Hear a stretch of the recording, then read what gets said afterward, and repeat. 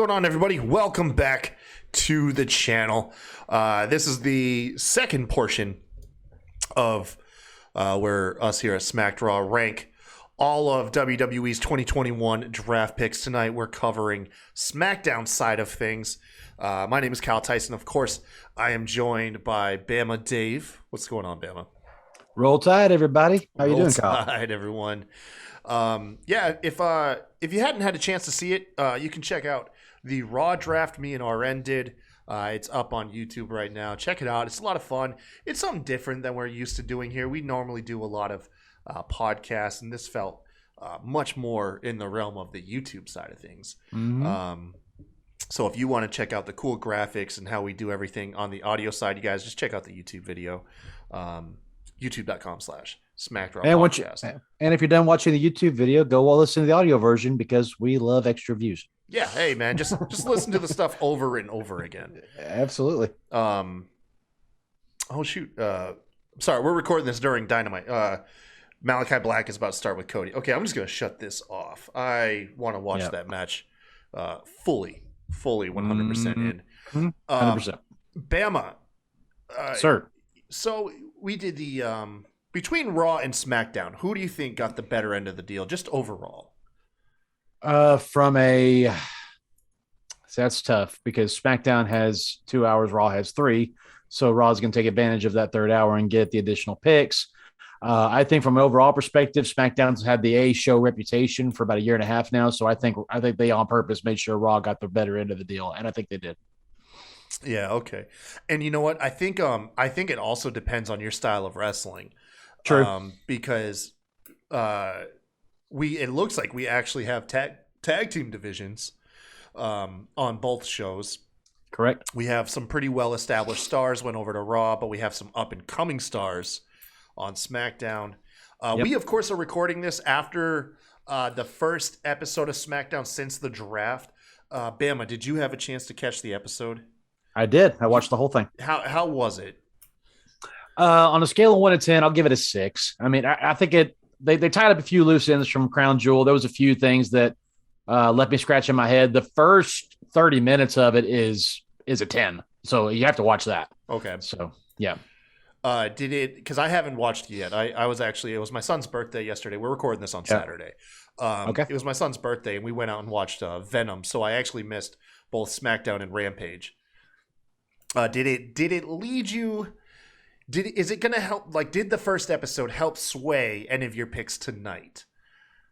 I would say yes. I would say a few of them for sure.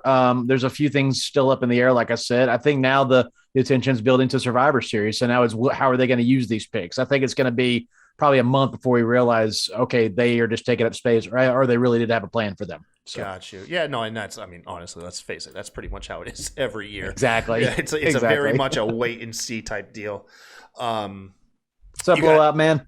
Yeah, Blowouts in the chat. Hey, Blowout. Which reminds me, you guys, if you ever want to join the live chat and check out the show live, we stream these episodes on twitch.tv/SmackDraw. Make sure to head over there. Give us a follow. We're on the road to 100 followers, hopefully by the end of October.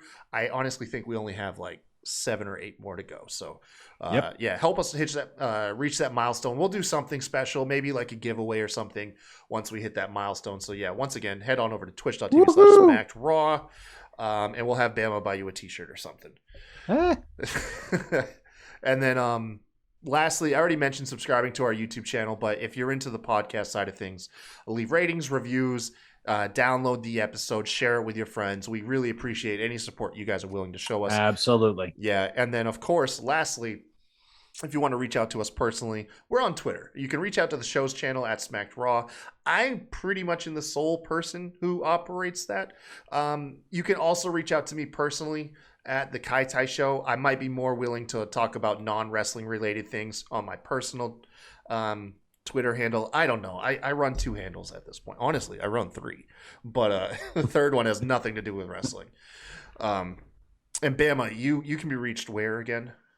I'm at BamaDave24, and I pretty much only talk about wrestling on my Twitter. So. There we go. Okay. Well, without further ado, let's go ahead and dive into this. I'm going to kick us off. I have these in no particular order. I just kind of go through this list, and I'll pick the first one I see, and I'm going to start it off with Jeff Hardy.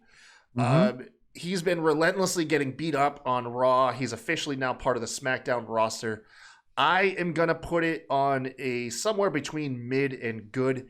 I'm hoping we're leaning towards getting a new character from him. Possibly Willow is being rumored. Maybe something along the lines of the Broken Universe, kind of like how we saw Matt Hardy eat a ton of losses before he unveiled his broken character in WWE. I'm really hoping that's the plan for Jeff Hardy. With that being said, I think that elevates him to between mid and good. I'm going to put him right there. All right, Bama. All right. Go ahead. I'm going to pick. Let's pick an easy one and get it out of the way. I'm gonna take Roman Reigns. Okay. And let's put him up as high as you could possibly put him. Yes. in the good category. Let's put him almost off screen if you possibly can. Where are you, Roman Reigns? Last night, especially, he came out guns blazing. Of course, I think his story with Paul Heyman and Brock Lesnar is the best story in pro wrestling right now. And if you did not see last night's SmackDown, go watch again. Like I said, the first 30 to 35 minutes of that, and you will see what I'm talking about. But no, Roman Reigns is the face of the company. Probably just barely ahead of the man Becky Lynch. They're competing for who's the face and don't be on separate shows. Now there's a competition. Is it the man show or is it the Tribal Chief show? And so Roman is he's firing all guns he's got. He's trying to win this thing. So yeah, I easily agree. He was the number one overall pick in the company. No matter where the guy ends up, it's a good spot for him. Oh, Bart Spot and Chair Shots has given us a follow. Thank you guys. Thank you. Awesome, man. Appreciate it. That kind of jumped me a little bit. I'm not going to lie. Came out of nowhere. I'm going to go with probably the second easiest pick, in my opinion. And that is going to be Hit Row. We pulled up. Yes. We pulled up an entire faction. Where are you guys? There you are. We pulled up an entire faction. They, were able to just be straight put on essentially to a lot of people, the A show, SmackDown. Either way, it's main roster. They pulled up all four members, Isaiah Scott, Top Dollar, Ashante Adonis, and B-Fab. That alone has to instill a little bit more confidence than, say, when Sanity was brought up but left behind Nikki Cross at the time. So with me, in my opinion, Hit Row is literally the second best pick for this draft. They had a good moment last night too, so go home and watch them for that. Oh, I will. It's your pick, Bama. Oh, I'm sorry. Yeah, and if you didn't know, now you know. I'm gonna pick. Let's see. Let's pick another easy one. I'm gonna pick Mace. Put him right next to Bad. Oh man. I feel bad for him. He's a very talented guy, but apart from T-Bar, I don't know if they have much of a plan for him. He might just be a thorn in the side of the Intercontinental Champion, or he might pair up with another guy and become a tag team person again. But I don't think they have a long-term plan for him. I think he's going to be fodder for champions. Yeah, my personal take on it too is I think my optimist is thinking they broke him and Dijak up so Dijak can go have legendary matches with Keith Lee again, hopefully. Maybe. And Mace just had to get out of the way. Maybe the Tucker of, heavy machinery. Unfortunately, nothing about his character that I've seen indicates that they have any plans on changing this guy or doing anything extra with him. Yeah. I'm going to go ahead and I'm going to bring up a controversial one because I know a lot of people are excited for this guy, but I'm going to say Ricochet. I'm not going to say he's bad, but he's definitely not even on mid. I'm going to put him somewhere between bad and mid just because the man doesn't really have a character. I'm happy to see in the world. Yeah, I'm happy to see him off of Raw and go over to SmackDown. He might have some good matches. But at this point with Ricochet, any strong push he might receive, I'll believe it when I see it. I know a lot of people are thinking he's going to go to SmackDown and just get this revitalized career. Once again, I don't see it. I'm sorry if you see it differently, but I'm going to put him between bad and mid. Yeah, and I'm sorry, it's not best in the world. It's the one and only. I'm sorry. Yeah. My apologies. No, you I said it wrong, not you. You're said fine. it wrong. Oh, okay. I said it wrong. Yeah. No, I think Ricochet is he's the guy that when you need an occasional fireworks, you bring him out for a match. That's what he is. So. Botch Spots and Chair Shot says Keith Lee, Dijak had straight bangers in NXT. They need to yes, do that they again did ASAP. Yes, they did. 100%. Completely agree with you. 100%. And let's see. Okay, let me pick one. I'm gonna go. All right, let me go with a controversial one. I'm gonna go Xia Li right next to mid. I think she has potential. They're pushing vignettes for her.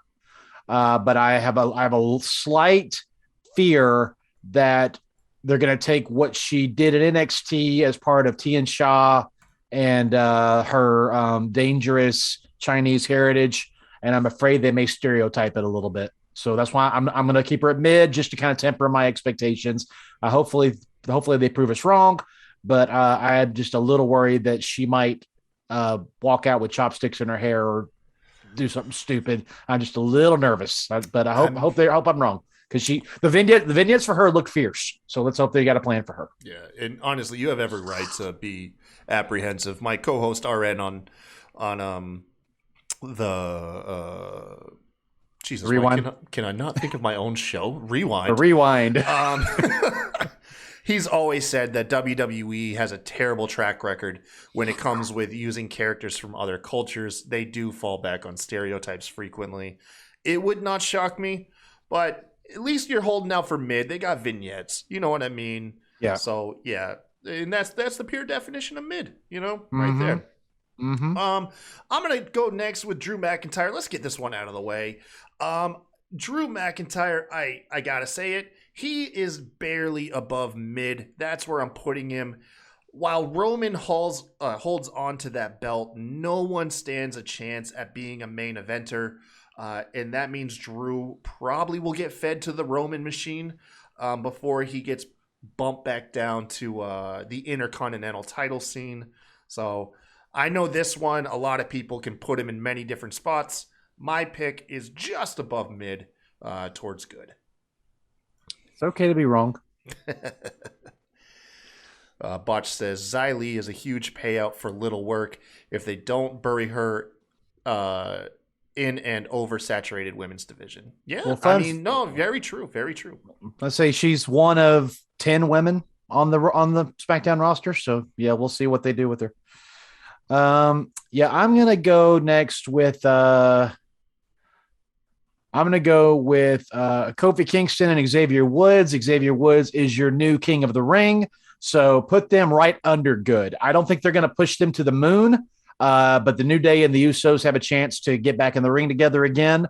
So, and with him being the king, they're going to play around with this. There's going to be some comic stuff. There might be some serious stuff. So I'm going to put them right under good. I don't think they're going to push them as a marquee thing, but they're always going to be in the mix. They're always going to be in the title picture, and they're always going to be must-watch television. So yeah, at what point are we going to just start acknowledging them on TV as like the best tag team to ever live? Like it's at some point we're almost there where WWE can just push that narrative. It's like we're watching the greatest tag team arguably of all time and stuff, and they'll have that label which will carry them through maybe lack of accolades going forward. Maybe they're not winning belts all the time just because they're living off their legacy. Who knows? But yeah, maybe put them against the Usos, like you said. Yeah, maybe. I mean, I don't think they're ever going to be. I don't think they're ever going to be the best technical team of all time, and they can't be the most decorated because the Dudley Boys are the most decorated team of all time. But as far as within the walls of WWE, it's hard to say they're not the best. So that's what I'm saying. Yeah, the WWE narrative. I agree. Yeah. Next, I'm going to go with another good pick. We're just getting the positive ones out of the way, it looks like. I'm going to go with Ridge Holland. Man had a lot of upside in NXT. Of course, he had that injury that took him out not too long ago. But once again, going straight to the main roster, getting the vignettes. He definitely has the WWE look, the Smash Mouth style.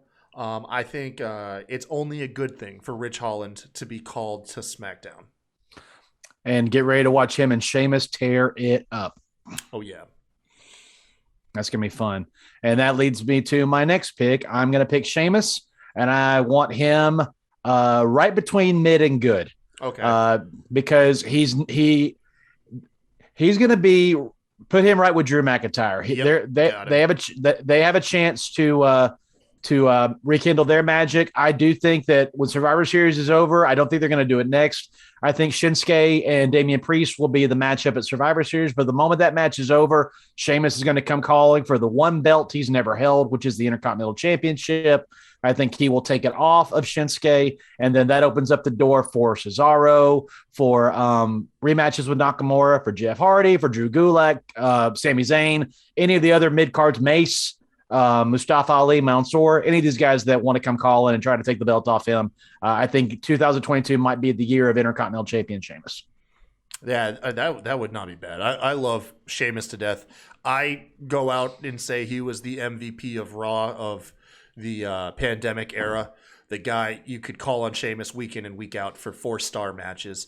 100%. Yeah, so no, I completely agree with you. Let's go ahead and start burying some people. I'm going to go with Happy Corbin and Madcap Moss. I'm actually going to go ahead and just take them right here. I'm going to put it bad, and I'm only going to put even half of them on the screen just to symbolize that I want them off of my television as soon as possible. So they're not even going to have their full names displayed on this show. Corbin's found a new way to get heat, and this is it. Yep. He's definitely mastered how to get go away heat. That is for sure. God, man. He had so much potential. Yeah, that nice little character arc, and they just reduced it down to you guys laugh a lot. Right. Yeah. All right. Well, if you're in the burying mood, then I'm going to bury somebody. Give me. Let's see here. Oh man, I really don't want to do this to her, but give me Natalia. Oh man, here we go. Give our a sound bite. Give me Natalia and put her right next to Mace. She'll be used to work with Aaliyah, work with Shayna Baszler, work with Toni Storm, and they'll all beat her. She is a coach now. She's an in-ring agent, basically. That's what she's going to be doing. Yeah, and how long till that's just extremely obvious to the casual audience that like, what's Natty doing in the ring? You know what I mean? Like what? Yeah. Yeah. I don't think she has any potential good stories left in her, but who knows? We'll see. I'm gonna go with Toni Storm here. She loves 80s music, obviously from these descriptions of her character. I'm putting her just over bad to mid, as excited as we are to see her. Boy, those vignettes did not inspire confidence in this draft pick. Sorry, Toni Storm, as much as we love you. Until they give us something else to go by, I'm putting you just below midway through bad and mid. The one piece of hope I'm holding out for her is splitting her away from Liv Morgan, sending Liv to Raw, puts all of the new attention spotlight on her. There you go.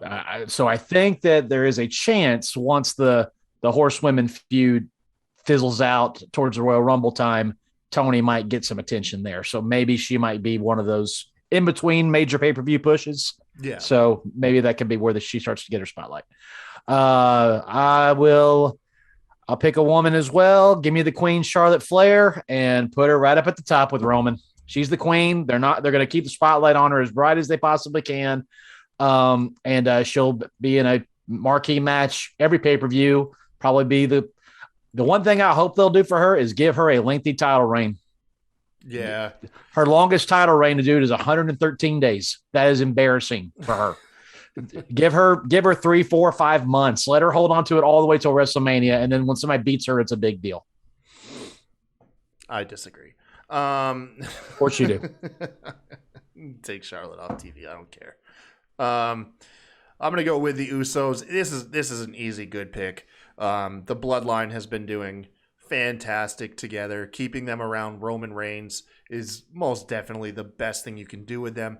And then not to mention, like we said earlier, it seems like SmackDown has saturated themselves with a tag team division to let the Usos really shine and show why they are one of the best tag teams in WWE. Yeah, definitely one of the best picks. Or the Usos are benefiting the best from the draft. Mm-hmm. Yep. Let's see here. Put Cesaro right next to Xia Li. Okay. He'll always be in good matches. He might even reform the bar with Sheamus. He'll probably give Sheamus a fight for the Intercontinental Championship. And who knows? They might even let him be another guy going after Roman for a week or two. So I don't think they'll ever take him off TV and we'll never see him. He'll always be around. So. Okay. Yeah, and I agree. I agree 100% with that. Let's see. Humberto Carrillo and Angel Garza. I think this is another solid pick. I'm going to put you guys in the mid to good territory. Ever since they put these guys in a tag team, their characters, especially Carrillo's, feels fresh and something to chew on. So yeah, I'm excited to see.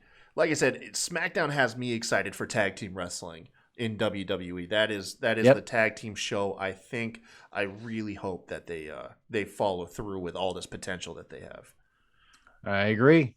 You see that nice little spot right above Jeff Hardy?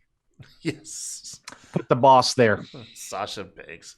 Put the boss there. Yeah, as long as she's got ties to Disney, and as long as she's as good as she is in the ring, and as long as Charlotte and her have the chemistry they have in the ring, she's going to be nipping at Charlotte's heels for a while. I'm actually glad this rivalry can be rekindled. They haven't been on the same brand in a few years, so this is going to be fun. It's true. It's just Sasha's done being a babyface. They're both detestable people. When was she ever a babyface? Her first feud with Charlotte, she was fully babyface. Since then, she's just been heel, and I don't know. I'll save my rants for another day. Yeah, it's Mean Girls, man. It's Mean Girls. Mean Girls fight. Yeah. I'm gonna go with Drew Gulak. Gulak, as excited as we are to get him away from the 24/7 picture, last time we saw any type of push with Gulak, it was purely based off of him being paired up with Daniel Bryan at the time. So I'm going to put him a little bit below mid, almost halfway between mid and bad. Once again, he's one of those cases that the jury's out, and I won't believe a damn thing until I'm seeing it with my own eyes. So that's why I got Drew where I have him at. Yeah, they pulled him out of the 24/7 picture, so maybe they want him to at least be a in-ring Cesaro kind of guy. So I could only hope, man. And dude, the guy's got wonderful character work. If you just let him go. I'll put him in the same conversation with Shelton Benjamin and any of these guys that when you're in the ring, you're going to get better with him because he's good. He's really good. So yeah, 100%. All right, let's bury somebody else. Give me. Okay. I don't know how you can do this, but give me Jinder Mahal and Shanky, but put Shanky off screen, and put Jinder like right in between mid and bad. I think Jinder's there to smack around Sheamus, smack around Drew, and smack around any of the mid card. I don't think he's gonna seriously get it. If let me put it this way, if they put him in Roman's face at all, I'll drop to the floor and do 100 push-ups. All right, there we go. So I have Shanky being kind of overshadowed by Ricochet. There you go. There you go. There you go. Yeah. Okay.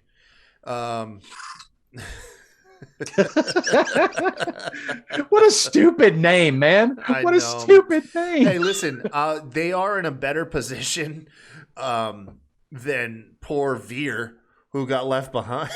Yeah, that's true. Oh, that's true. Veer took the as low as you could get on the Raw one. We just put him in the bottom left corner. Unless they want him to become Umaga or something. Who knows? I'm going to go next with Rick Boogs. So this is the only one that feels like it's a tag team, but I'm not putting him and Shinsuke as a tag team because Rick Boogs is very much a hype man for Shinsuke, but I Mm-hmm. don't believe their act together is going to go on much longer because I don't. Now, I didn't see SmackDown. Did they refer Shinsuke still as the King Nakamura?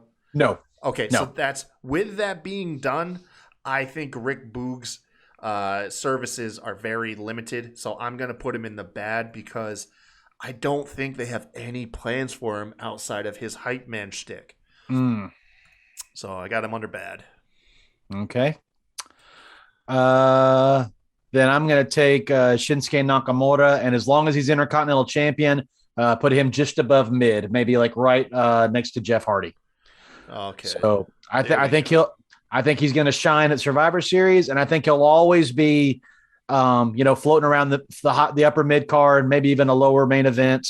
I do think there's some maybe long term chemistry that they may let him have one crack at Roman or one crack at a champion. So we'll see. So I'm not. And the dude's entertaining, and they hear the crowd. They hear the people singing his music. They know that they throw him out there, he's going to do good stuff. So Yes, sir. My next one is going to be the Viking Raiders. I'm going to put these guys down here just above bad. Unfortunately, It really feels like we've seen how the WWE looks at the Viking Raiders. They are not the Viking or the War Raiders or War Machine, where they're freakish athletes that can perform like crazy feats for their body size. They're very much embroiled in their cheesy Viking gimmick, which has a very limited ceiling. you know who they are. Who? Do you remember the Goblins? Oh, they're not that bad. But they were always either in, like, occasionally go for tag team belts, but they were always in a tag team match at least every other week. That's who they are. It feels almost like a Red Rooster situation. It's just they're stuck with this gimmick. They can't get past it. And although they're both incredible wrestlers, however, that's just not what WWE does. And you know Right. what? Even though it's bad for the team, it might not be bad for the actual guys playing the roles. You know, it's guaranteed job security. You know, Yep.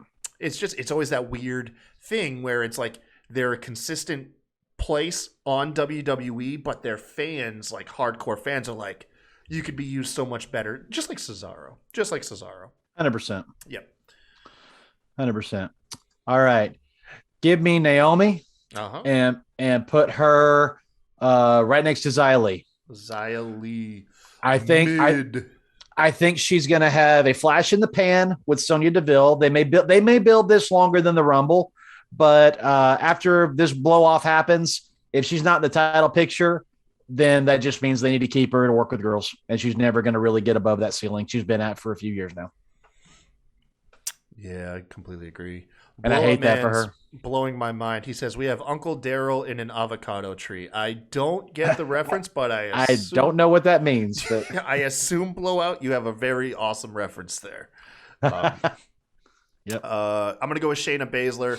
This is going to be the upper mid to good. You're finally broken away from Nia Jax. However, behind the scenes, we've always heard the rumblings that Vince McMahon just doesn't get Shayna. However, what we've seen leaves me optimistic. So I'm going to go ahead and put her in the upper echelon of this is good for her to be brought over to SmackDown. And usually, not always, but usually Vince McMahon is not always at Friday Night SmackDown.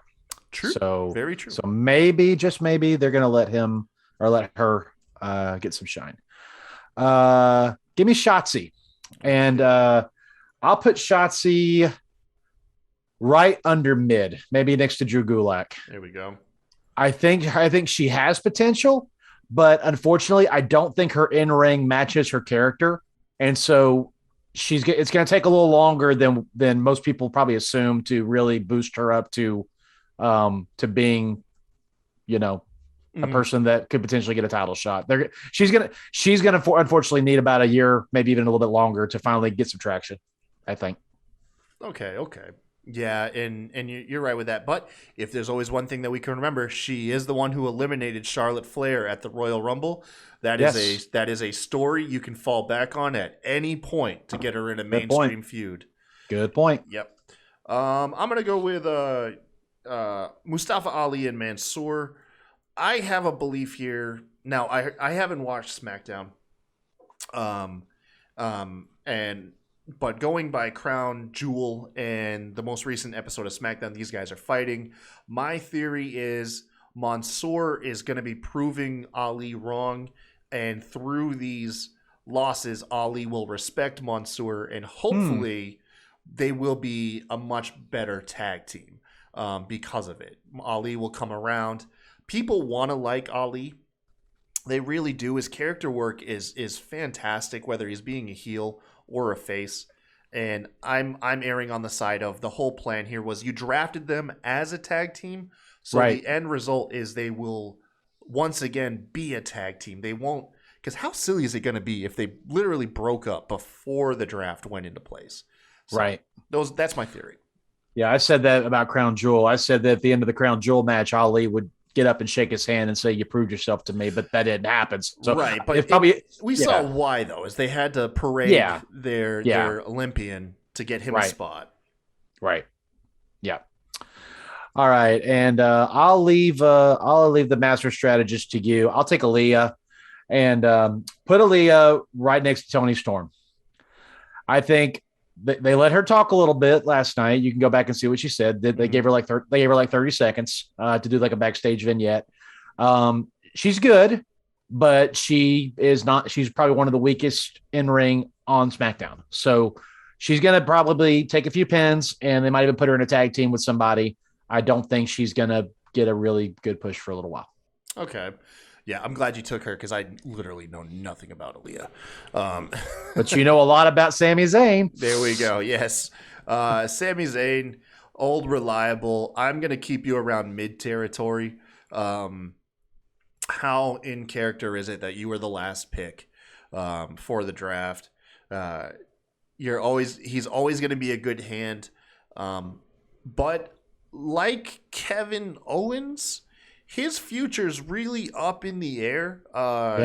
Because me and RN said it. Me and RN at least fully believe Kevin Owens is on the way out. He's checked out, man. He is checked out. And I'm not saying he's not conducting himself like a professional, but we've seen how WWE, look at what they did to Rusev before Rusev left the company.